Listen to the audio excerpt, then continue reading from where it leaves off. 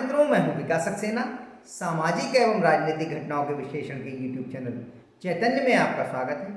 आप देख रहे हैं विकास की बात। योगेंद्र यादव, इनको कभी हम सैकोलॉजिस्ट के रूप में देखते हैं, कभी राजनीतिक विश्लेषक के रूप में देखते हैं, कभी इनको आंदोलनकारी और किसान नेता के रूप में भी देखने को मिलते हैं।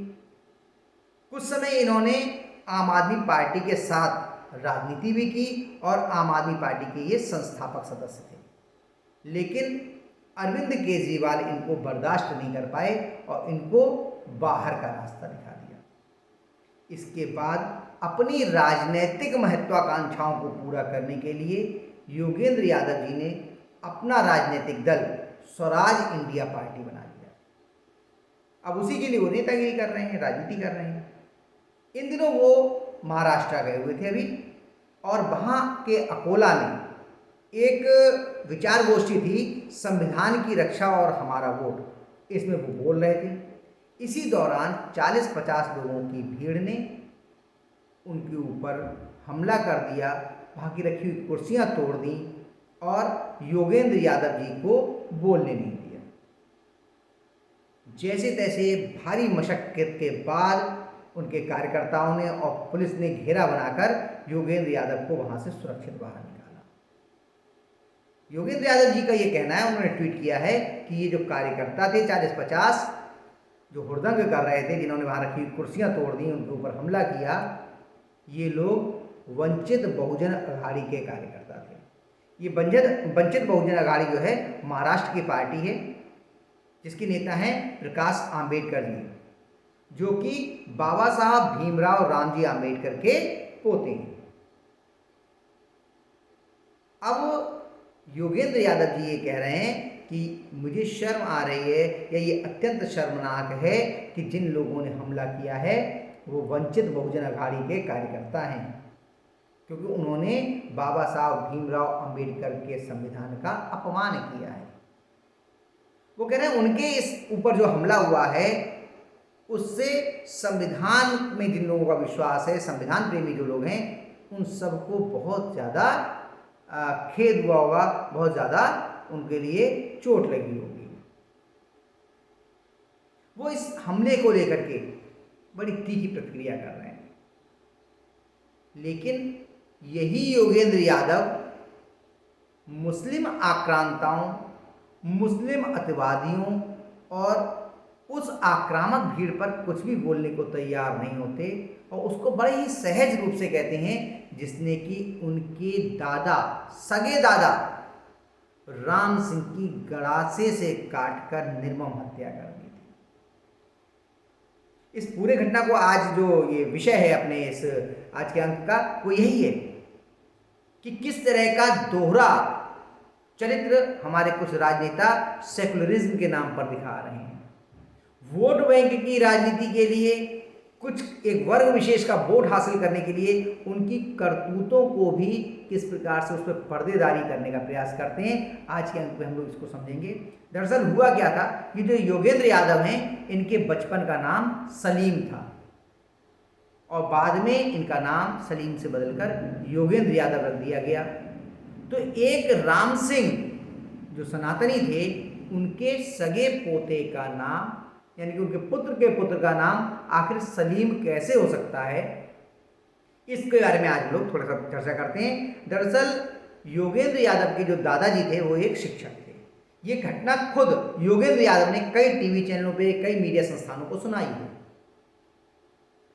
ये हिसार के रहने वाले थे। वहाँ के एक विद्यालय में इनके दादाजी, जिनका नाम राम सिंह था, वो पढ़ाया करते थे। वहाँ पर हिसार में दंगा हुआ हिंदू मुस्लिम का, ये बात है सन 1938 की। तो मुसलमानों को ये लगा कि ये दंगा करने वाले जिस विद्यालय में राम सिंह जी पढ़ाते हैं, उस विद्यालय के छात्र हैं। तो मुस्लिम जो आक्रमणकारी थे, अतिवादी थे, अराजक लोगों की भीड़, वो राम सिंह के विद्यालय में हमला करने पहुंच गई, उन बच्चों को मारने पहुंच गई। बकौल योगेंद्र यादव, राम सिंह जी ने कहा कि ये बच्चे मेरे विद्यालय में हैं, इनका अभिभावक, इनका माता पिता सब कुछ इस समय मैं हूँ, इन तक पहुँचने के लिए पहले आपको मुझे मारना पड़ेगा। तो उन्होंने ठीक है, जो मुस्लिम आक्रमणकारी थे उन्होंने राम सिंह को गणासे से काट डाला। और इस घटना को योगेंद्र यादव के पिता, जिनकी उम्र उस समय केवल 8 वर्ष थी, जिनका नाम देवेंद्र सिंह यादव, वो देख रहे थे। इस घटना का देवेंद्र यादव के ऊपर, उनके मस्तिष्क पर इतना प्रभाव पड़ा। अब वो कह रहे हैं, जो योगेंद्र यादव कह रहे हैं कि वो इतने महान हैं उनके पिताजी कि उन्होंने इसके बाद मुसलमानों से नफरत नहीं की, बल्कि इतना प्रेम किया कि उन्होंने विवाह के बाद अपनी पत्नी कमला जी से ये वायदा ले लिया कि उनकी जो संतानें होंगी उनके नाम मुस्लिम रखे जाएंगे।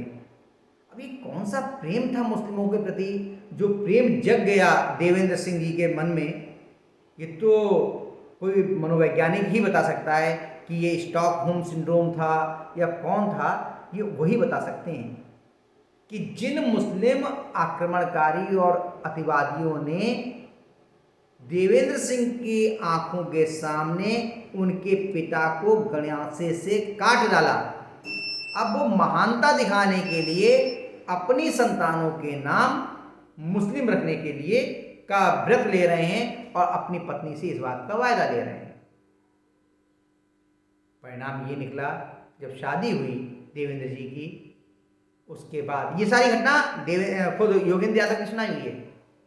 तो उनकी पहली संतान एक कन्या हुई।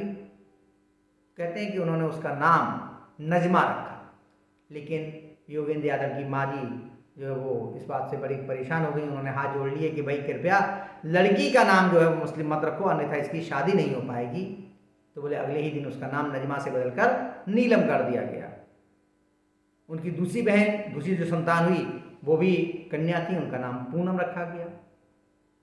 और उसके बाद जो तीसरी संतान पुत्र के रूप में हुए वो हुए योगेंद्र यादव जी।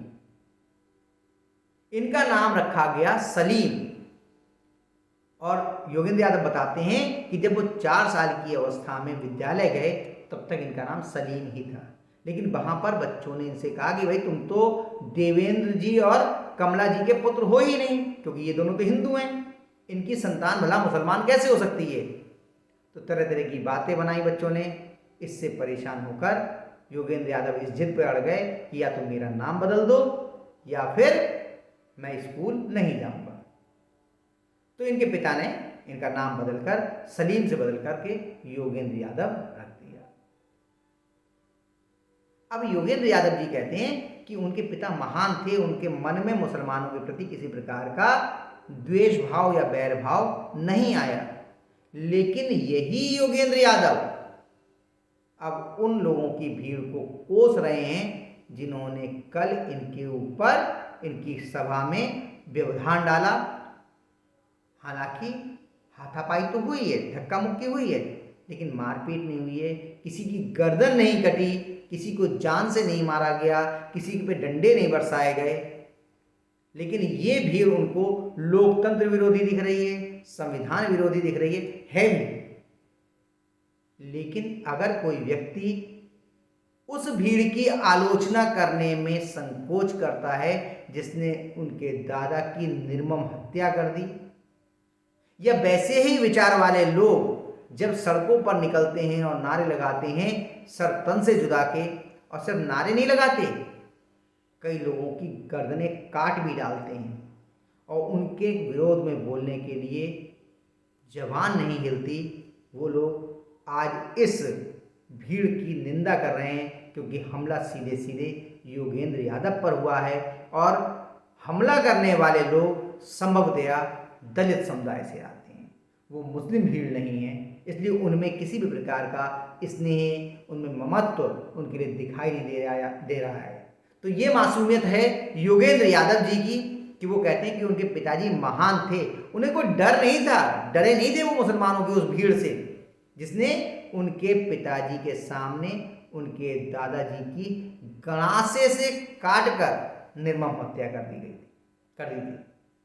तो आप समझ लीजिए कि किस प्रकार से एक सलीम, जो कि राम सिंह का पोता और देवेंद्र सिंह का बेटा था, वो योगेंद्र यादव बन गया। तो शायद नाम तो योगेंद्र यादव हो गया, लेकिन अभी भी उनके मन में जो स्नेह भाव है वो अभी भी वो वाला बचा हुआ है। तो आज के अंक में बस इतना ही। अगले अंक में हम लोग फिर मिलेंगे किसी नए मुद्दे के साथ। तब तक के लिए अनुमति दीजिए। आपसे अनुरोध है कि अगर आपको ये वीडियो पसंद आया हो तो इसे लाइक कीजिए, शेयर कीजिए, और हाँ, अगर इस चैनल पर आप नए हैं तो आपसे ये भी अनुरोध है कि इस चैनल को सब्सक्राइब करने के बाद नोटिफिकेशन का बेल आइकन जरूर दबाइए। धन्यवाद। प्रणाम।